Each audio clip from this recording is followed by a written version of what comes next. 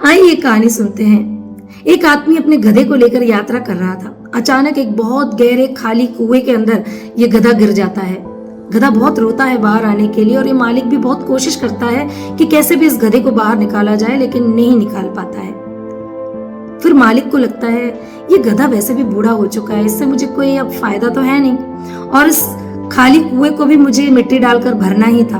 तो एक काम करते हैं, इस गधे के ऊपर मिट्टी डालकर इस गधे को इस कुएं के अंदर गाड़ देते हैं। ये सोचकर ये मालिक टोकरी भरकर मिट्टी लाकर इस कुएं में डालना शुरू कर देते हैं। जैसे मिट्टी गधे के ऊपर गिरता है, गधा उस मिट्टी को झटकता है और उसके ऊपर खड़े होने लग जाता है। जितनी बार मिट्टी गिरती है उतनी बार गधा अपने शरीर को झटक झटक कर उसके ऊपर खड़े होने लग जाता है और थोड़ी देर बाद ये गधा ऊपर आ जाता है, कुएं से बाहर आकर अपनी जान को बचा लेता है।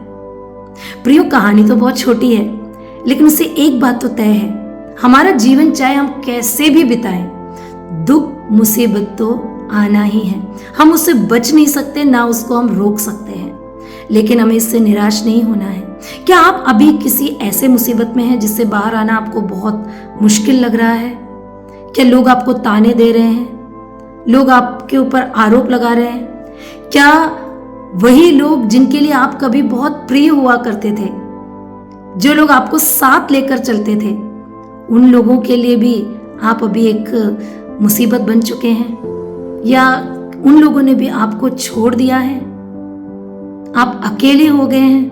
प्रियो, जरूरी नहीं है आपके मुसीबत में कोई आपका साथ दे, आपको अकेले लड़ना है। जैसे इस गधे के ऊपर मिट्टी गिरते ही गधे ने उसको वहां पर दबाने के बदले उसके ऊपर खड़े होकर बाहर आकर जीत जाता है, उसी प्रकार हमें भी हर एक मुसीबत को एक अवसर समझकर बाहर आना है।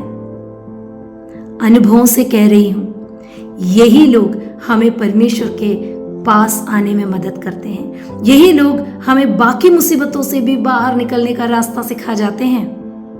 बाइबल में भजन संहिता 34 के 19 में कुछ इस प्रकार लिखा है, धर्मी पर बहुत सी विपत्तियां पड़ती तो है, परंतु यहोवा उसको उन सब से मुक्त करता है।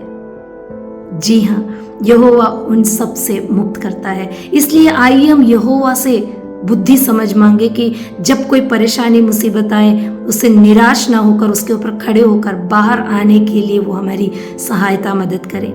चाहे कोई कुछ भी बोले, चाहे कितनी भी परेशानी आए, कितने भी ताने आपको सुनने को मिले, इन सब के ऊपर, इन सबको एक अवसर समझकर इनके ऊपर खड़े होकर हमें बाहर आना है। यही परमेश्वर भी हमसे चाहता है।